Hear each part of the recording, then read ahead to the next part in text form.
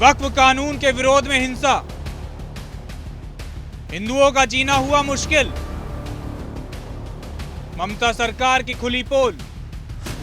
वक्फ कानून के पास होते ही जगह जगह हिंसा भड़कने लगी है और इस कानून से कट्टरपंथियों को मिर्ची लगी है। वक्फ कानून को लेकर विपक्ष जनता को भड़काने की कोशिश कर रहा है। इस मामले को तूल दिया जा रहा है। इतना ही नहीं, अब बंगाल में हालात तो कुछ ज्यादा ही खराब है। वहां आए दिन कुछ ना कुछ नया निकलकर सामने आ ही रहा है। मुर्शिदाबाद में हिंदुओं के लिए जीना बहुत ही मुश्किल हो गया है। बंगाल के हालात बद से बदतर होते जा रहे हैं। इतने ज्यादा खराब हालात हैं कि एक एक मिनट वहां के हिंदुओं को काटना भारी पड़ रहा है। बात है मुर्शिदाबाद और उससे सटे इलाकों की, जहां दिन दहाड़े दुकानों की लूटमारी की जा रही है। इतना ही नहीं, दंगाई घर में घुसकर लूटपाट के साथ साथ लोगों को भी नहीं छोड़ रहे। ऐसे ही एक पिता पुत्र की जोड़ी को मौत के घाट उतार दिया।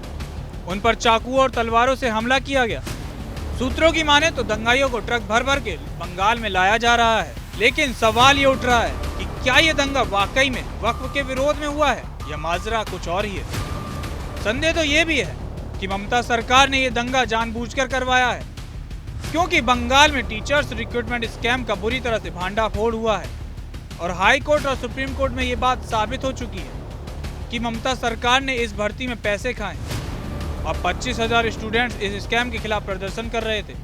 तो ऐसे में सबका ध्यान उससे हटाने के लिए ये सब तो नहीं कराया गया, क्योंकि ममता सरकार ने पैसे खाए थे। हाई कोर्ट में ये प्रूफ हुआ और फिर सुप्रीम कोर्ट में भी ये प्रूफ हुआ। सुप्रीम कोर्ट ने ये कहा कि ये पूरी प्रक्रिया गलत थी, तो अब जवाब देते इनसे बन नहीं रहा है। लिहाजा इससे ये बात साफ हो जाती है कि वक्फ तो एक बहाना है, असली मकसद तो खुद को बचाना है, सुप्रीम कोर्ट के आदेश का मजाक बनाना है। लेकिन सवाल सिर्फ इतना सा है कि क्या अपने गुनाह को छुपाने के लिए दूसरा गुनाह करना, अपनी गलती छिपाने के लिए दूसरे की बलि चढ़ाना कितना सही है। और अपने दिल पर हाथ रखकर सोचिए कि अब वो लोग कहाँ हैं जो हर मामले में बोलते हैं हिंदुओं पर अत्याचार, क्या अब उनको दिखाई नहीं दे रहा? ये सवाल करते हुए मैं आप पर छोड़ जाता हूँ। आपको क्या लगता है, कमेंट करके बताइएगा जरूर।